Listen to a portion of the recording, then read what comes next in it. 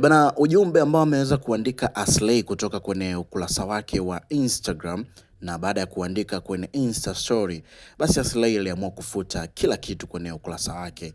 Kama kafuta picha zote nini na kaamua kuwa hivyo.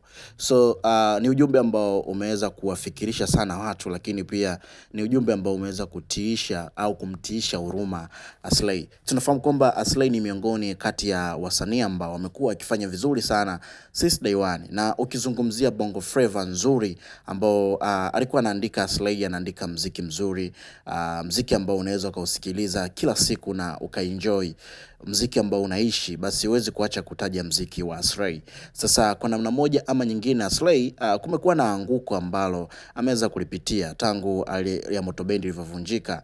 Aliweza kupambana vizuri na mambo yakakaa vizuri, lakini pindi tu alivyoweza kuachana na mke wake, of course hapo ndipo mambo yakaanza kuwa magumu.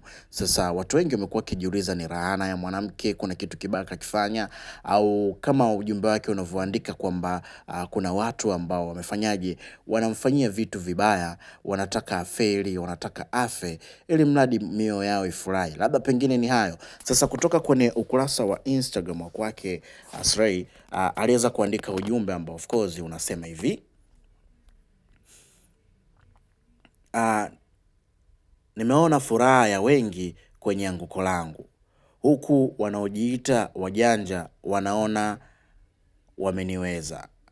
Nina watoto lakini bado hawajali, wakaniangamiza nikapotea, ndio furaha yao labda. Namwachia Mungu, lakini ipo siku isiyo na jina, Mungu atajibu tu. Nashukuru kwenu nyote mnaoniombea, na kama nikifa basi naomba mwambie wanangu kwamba niliwapenda sana, lakini binadamu wabaya hawakupenda tuendelee kuishi.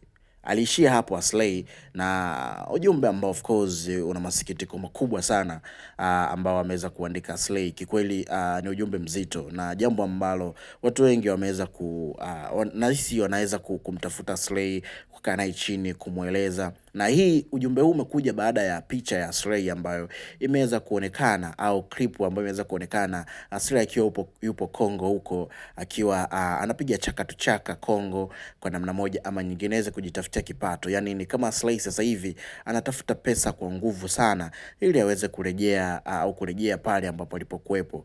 Kwa hiyo video hili ilikuwa inamuonesha Aslay akiwa kama vile ameshuka kwa kiwango chake. Kwa hiyo watu wakawa wanajaji vitu vingi na vitu kama hivi hapo. Basi Aslay nadhani baada ya kupitia comment za watu au kuona watu wengi wameanza kujaji kuhusiana ile clip, basi Aslay akaamua kuandika ujumbe huu, na umebeba ujumbe mzito sana kwa namna moja ama nyingine. Bana, kunipenda kwa comment, dondosha comment hapo tukae sawa.